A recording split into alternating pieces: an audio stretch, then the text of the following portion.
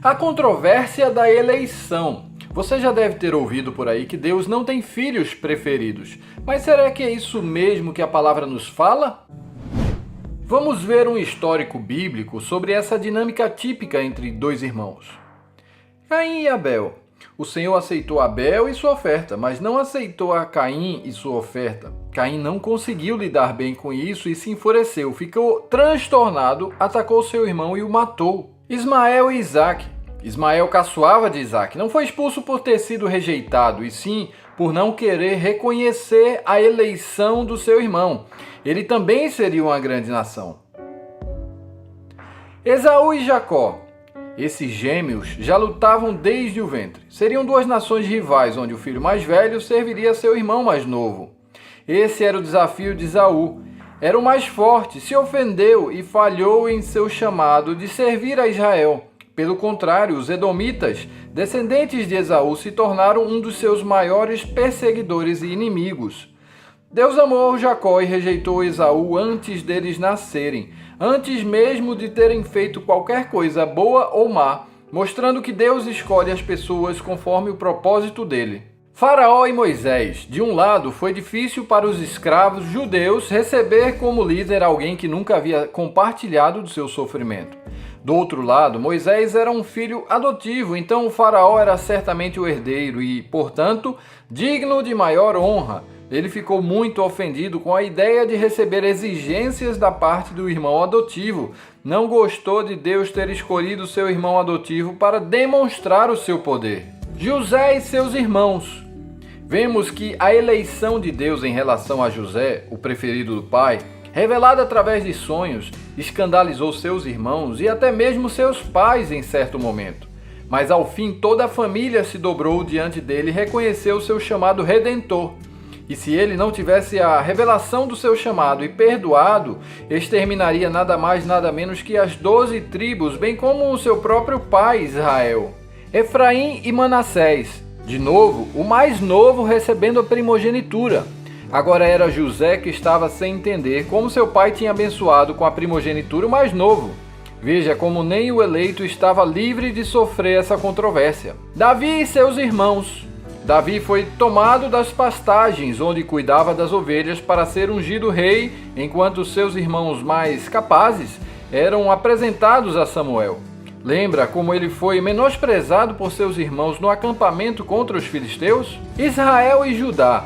Os israelitas se rebelaram contra a casa de Davi, Judá, até o dia de hoje. Também mostra a nível de nação como os dois irmãos se ofenderam, ou seriam duas irmãs, Olá e Olibá. Vemos através dessa riqueza de exemplos evidências sim de uma eleição de Deus.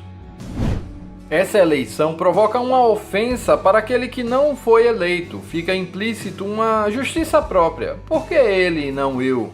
Contudo, ainda assim temos testemunho de pessoas que tiveram sucesso em superar isso e aceitaram a eleição do outro. Samuel serviu a Eli em meio a toda aquela depravação, não omitida pelas Escrituras, ainda que Deus tenha revelado a Samuel o castigo de Eli e sua família.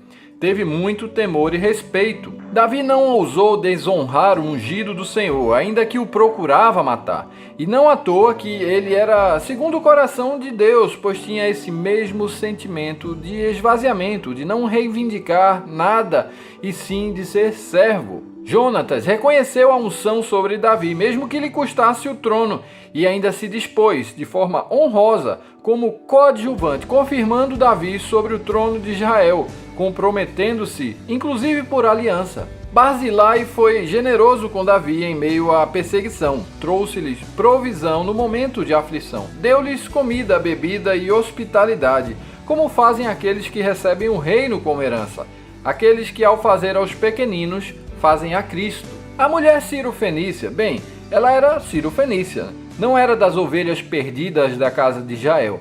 Ainda que não era uma eleita, buscou a preciosidade que desprezavam. Não se escandalizou com a eleição de Israel, nem com a resposta que recebeu de Jesus, e ele exaltou a sua fé. Vimos que apesar da grande possibilidade de sair ofendido, a controvérsia foi superada nesses exemplos. mas podemos agora listar aqueles que não aceitaram a eleição do outro. Amã, quando descobriu que Mardoqueu era judeu, decidiu que não bastava matar somente a ele. Em vez disso, procurou um modo de destruir todos os judeus. Ele era da descendência de Esaú e carregava em si essa ofensa. Morreu na forca que tinha preparado para o judeu. Onã, segundo filho de Judá, não cumpriu com a obrigação de cunhado, não quis levantar o nome do seu irmão, que não era realmente muito inspirador, e apagou o nome dele, provavelmente para que ficasse com a herança de primogênito, e acabou sendo morto por Deus. Golias não aceitou que o Deus verdadeiro estava com aquele menino, o desprezou e o amaldiçoou. O herói filisteu caiu por terra e teve sua cabeça cortada pelo menino judeu, dispersando assim todo o exército. Saul se desesperou ao ver que o espírito se havia retirado dele. Queria matar a Davi como se fosse inimigo, ainda que fosse seu servo e concidadão. Doeg, o edomita que entregou Davi, e não hesitou em matar 85 sacerdotes que os guardas de Saul não quiseram matar. Por sua conta, exterminou toda a cidade dos sacerdotes, Nob. Tem inclusive o Salmo 52 dedicado à sua maldade. Carregava essa ofensa contra o eleito do Senhor. Simei era parente de Saul, amaldiçoava, atirava pedras e terra em Davi enquanto fugia de Absalão. Também não reconhecia a eleição divina de Davi e tirou proveito da fragilidade do momento. Satanás, apesar de ter deixado por último, a minha aposta é que no Éden, Satanás não aceitou que a imagem de Deus e o governo da terra estivesse sobre Adão. Assim, todos os arquétipos vistos acima seriam apenas reverberações dessa primeira ofensa e rebelião. Israel e o Messias. A grande ofensa para o mundo é aceitar que Israel é a nação eleita por Deus. O próprio Deus fala: abençoarei os que te abençoarem, e amaldiçoarei os que te amaldiçoarem. Israel é seu primogênito, Jacó, sua porção, sua herança. Contudo, como vimos que nem os eleitos estão livres dessa ofensa, o contra-escândalo seria que a pedra que os edificadores rejeitaram tornou-se a cabeça de esquina, ou seja, o orgulho de se confiar em sua eleição não os permitiu enxergar o Filho, escolhido de Deus para ser seu Salvador, para ser aquele que abençoaria todas as famílias da terra, para ser o Rei eterno sobre o trono de Davi. Beijem o Filho, o Holocausto. Esse genocídio de judeus, cometido pelos nazistas durante a Segunda Guerra Mundial, resultou na morte de aproximadamente 6 milhões de pessoas. Como a igreja reagiu a esse momento tão delicado? Como Barzilai foi amigo de Israel e provedor de alento e refúgio, ou se portou como um bom e velho edomita? O fato de alguns ramos originais terem sido cortados não significa que os enxertados estão livres dessa sentença.